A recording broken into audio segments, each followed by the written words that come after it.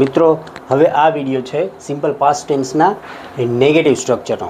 આનું આપણે affirmative structure એટલે કે હકાર વાક્ય આગળના વિડીયોમાં આપણે જોઈ શોર્ટ્સમાં, બરાબર. હવે અહીંયા આપણે જોશું આપણે નેગેટિવ વાક્ય રચના કઈ રીતે બને છે. Subject, did, not, V1 object, other word. અહીંયા તમારે શું નેગેટિવ બનાવવા માટે એડ કરવું પડશે? ડીડ. ડીડ છે એ સહાયકારક ક્રિયાપદ છે, હેલ્પિંગ વર્બ છે, જે માત્ર ને માત્ર સાદા ભૂતકાળમાં જ આવે છે, તો સિમ્પલ પાસ્ટ ટેન્સમાં જ આવે છે. પછી નોટ આવશે ને પછી કમ્પલસરી V1 જ આવશે. યાદ રાખજો મિત્રો, સિમ્પલ પાસ્ટ ટેન્સના નેગેટિવ સેન્ટેન્સમાં ક્રિયાપદવાળા નકાર વાક્યમાં ડીડ, નોટ અને V1 જ આવશે. ડીડની સાથે V2 નહીં આવે, બરાબર. એક મ્યાનમાં બે તલવાર ન રહે એમ ડીડ છે એ V2 સાદો ભૂતકાળ દર્શાવે છે, એટલે અહીંયા પાછી આપણે V2 લખવાની જરૂર નથી. ઓકે, તો નેગેટિવ સ્ટ્રક્ચરમાં નેગેટિવનો સ્પેલિંગ NEGATIVE એ પણ ખાસ નોંધ કરજો. ઘણા લોકો એ કરે છે જે રોંગ છે. એના એક્ઝામ્પલ જોઈએ. હું ગઈકાલે શાળાએ ગયો નહીં. હવે આનું અંગ્રેજી કરવું છે આપણે, બરાબર. તો કેવી રીતે કરશું? તો એની વાક્ય રચના તમારી સામે છે. તો હું એટલે આઈ, ગઈકાલે શાળાએ ગયો નહીં.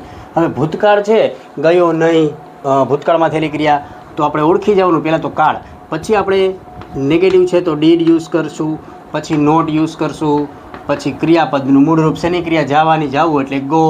અને ઓબ્જેક્ટ છે નહીં, આ પ્લેસ છે, શાળાએ જવું, તો ઓબ્જેક્ટને તો કાંઈ વાંધો નહીં, અધર વર્ડ યુઝ કરી શકો છો. Two I did not go to school. અને ગઈકાલે એટલે યસ્ટરડે. શ્યામે ચા પીધી નહીં, બરાબર. ભૂતકાળની વાત છે આપણે કે ભાઈ શ્યામે ચા ન પીધી, તો એમાં સબ્જેક્ટ કોણ છે? તો કે શ્યામ.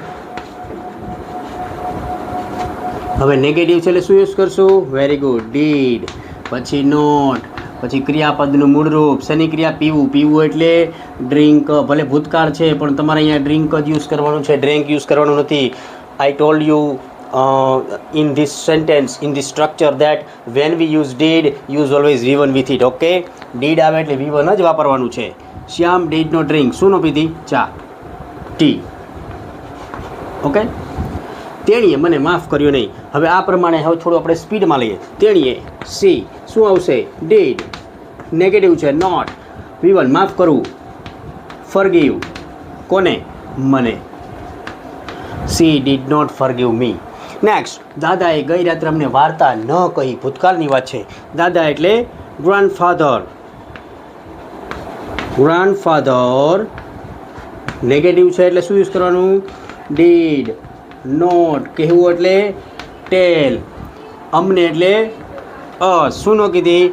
વાર્તા એટલે